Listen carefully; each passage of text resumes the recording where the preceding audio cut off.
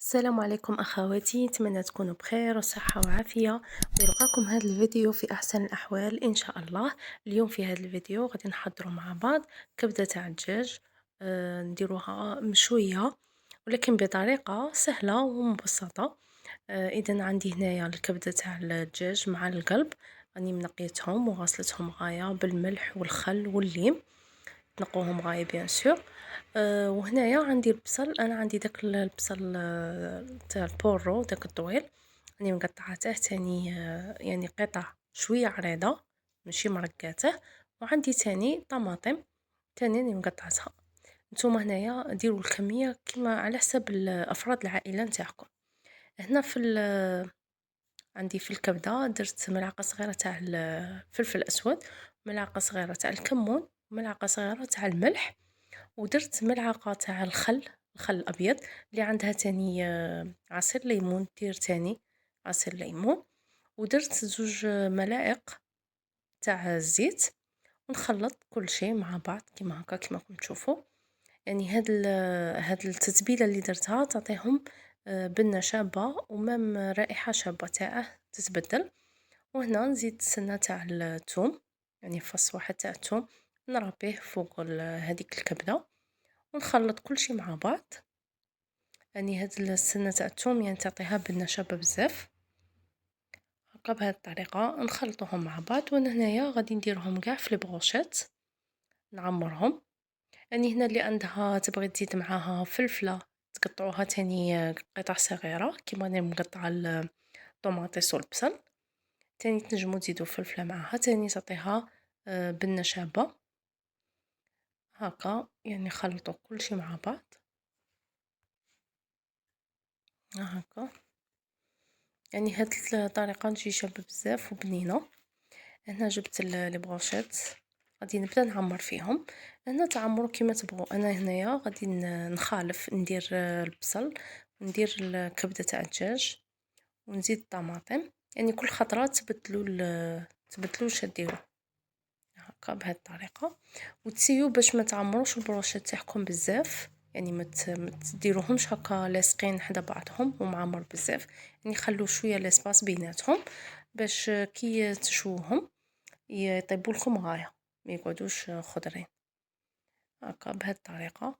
يعني نقعد نعمر فيهم حتى اللي نكمل كاع الكميه اللي راهي عندي تاع الكبده. يعني كاين انا مداري نقليها في المقله، ندير نقليها دي فوا ندير لها تاني لاصوص طوماط تاني تجي شابه. ولكن هاد المره قلت نبدلو شويه، يعني بشويه تجي شابه بزاف. وهاد البصل هذا يجي شباب تاني بعد كي ينشوى معاها تاكلوه هو وهذيك الطماطم، يعني تاكلوهم يجوا شابين هكا. نقعدوا نعمروا فيهم. نتمنى ان شاء الله اللي ماش مشترك في القناه عندي يشترك ويفعل زر الجرس هكا باش يوصلكم كل جديد من عندي. وما تنسوش ديروا لايك وتخلوا تعاليق تاني.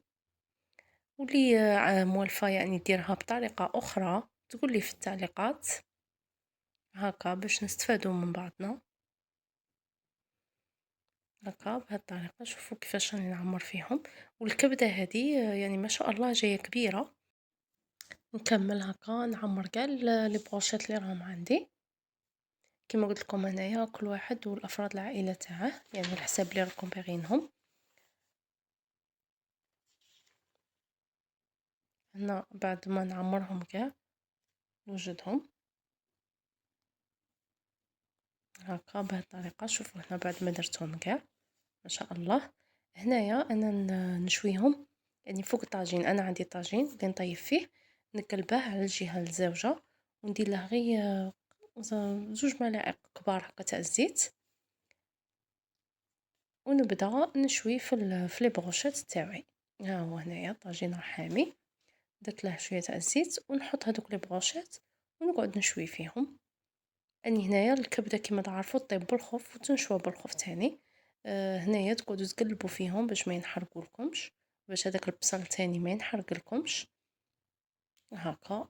كل خطره نقلبوهم. يعني هاد الطريقة سهلة بزاف وطريقة رائعة.